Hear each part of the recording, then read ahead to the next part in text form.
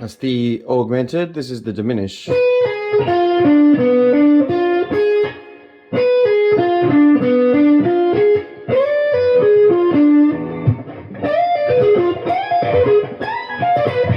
Alright, so this symmetrical concept that I'm always banging on about. There's two different kinds of symmetry.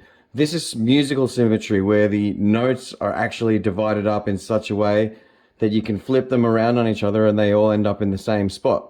The other kind of symmetry I often talk about is like just visual symmetry, where like that is the same as that. So they're like mirror images of each other, sort of.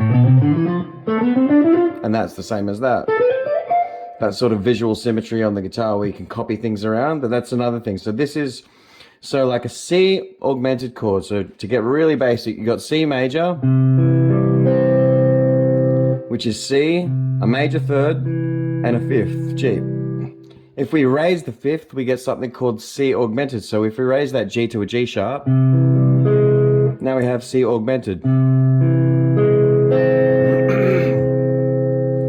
Alright, C augmented is just a series of major thirds on top of each other, because C to E, that's a major third interval. E to G sharp, that's a major third interval.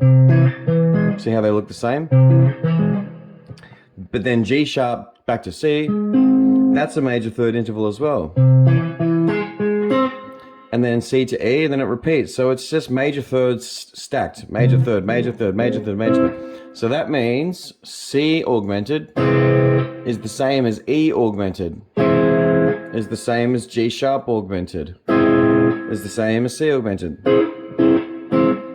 So it's just splitting the octave up into major thirds.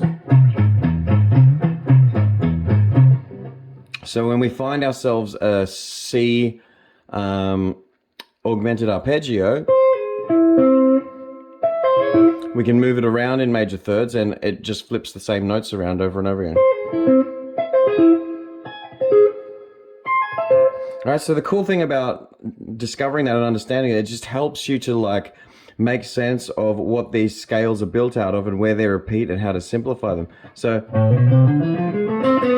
we're dealing with the A harmonic minor scale again. I should have said that. That's where this chord kind of comes from.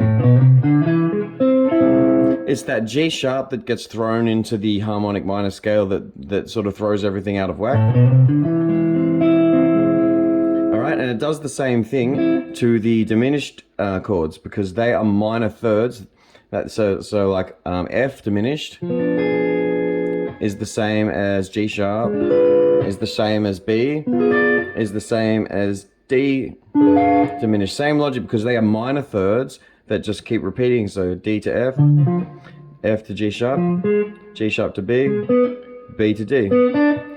So any diminished arpeggio that you have, you can move around in minor thirds.